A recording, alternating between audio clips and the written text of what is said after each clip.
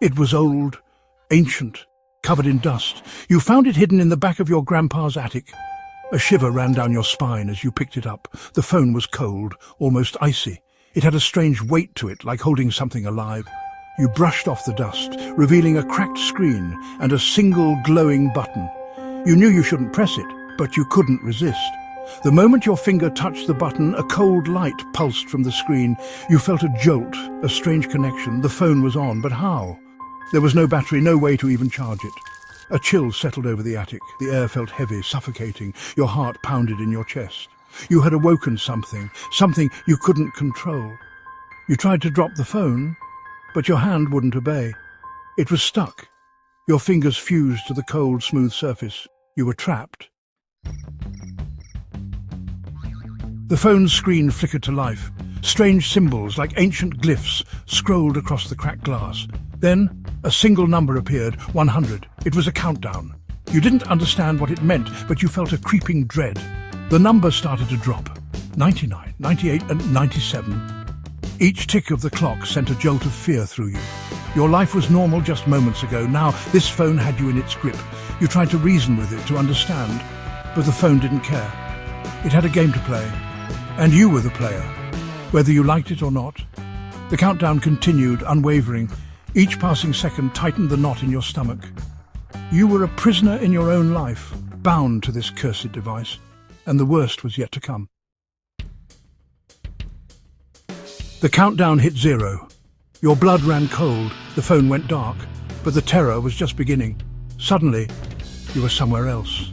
The attic was gone, replaced by a dark, twisted version of your own house. Shadows danced at the edges of your vision. Whispers echoed in your ears, pronouncements of your deepest fears. You were no longer in control. Your body moved on its own, exploring this nightmare realm. Your eyes darted around, catching glimpses of horrifying figures lurking in the darkness. You wanted to scream, to run, but you were just a spectator, trapped inside your own body, forced to watch the horror unfold. The phone was in control now, playing you like a puppet, showing you the darkness that lay hidden beneath the surface of your life.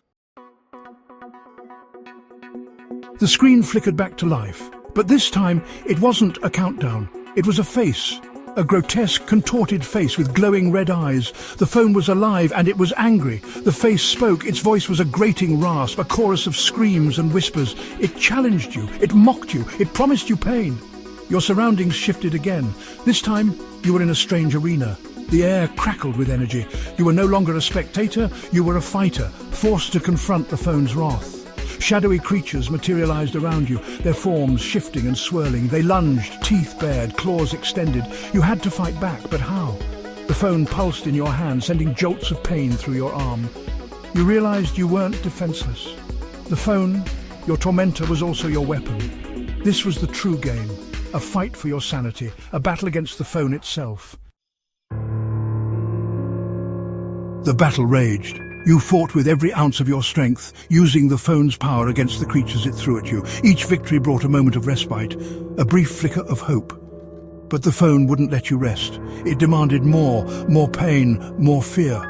Finally, you faced the last opponent, a monstrous embodiment of your deepest fear, conjured from the darkest corners of your mind. The fight was brutal, a desperate struggle for survival.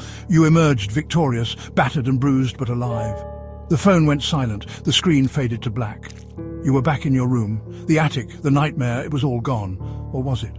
The phone remained in your pocket, a constant reminder of the horror you endured. But victory came at a price. You felt changed, haunted by the experience. The line between reality and nightmare blurred. And the phone, you knew it wasn't over. This was just the beginning. The phone may have been a curse, but it also held a strange allure.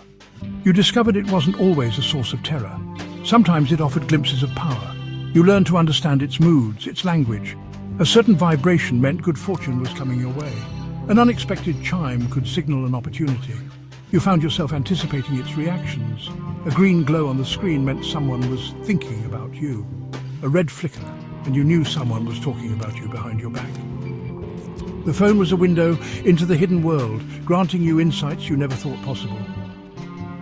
But this power was a dangerous game. You were still tethered to the phone, its influence seeping into every aspect of your life. And you knew the moment you slipped up, the moment you disobeyed its silent rules, the nightmare would return. The phone's influence extended beyond the screen. It began to manipulate the world around you, twisting sounds into instruments of horror.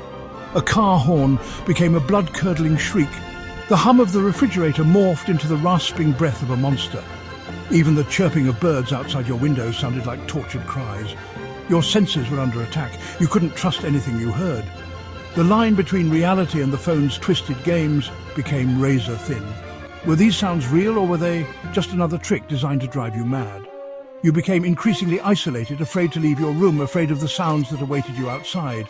The phone had you right where it wanted you, alone, vulnerable and teetering on the brink of madness.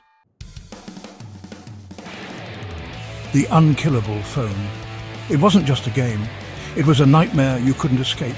It was always there, in your pocket, a constant reminder of the darkness it held. You were trapped in a terrifying dance with the device, forever caught between its allure and its terror. The phone had become a part of you, and you a part of it. No one believed your story. They just saw an old, broken phone. They couldn't see the horror it held, the power it possessed. You were alone in this nightmare, forever bound to the unkillable phone. And as you drifted off to sleep each night, you could almost hear it, that faint, chilling whisper. You can't escape me.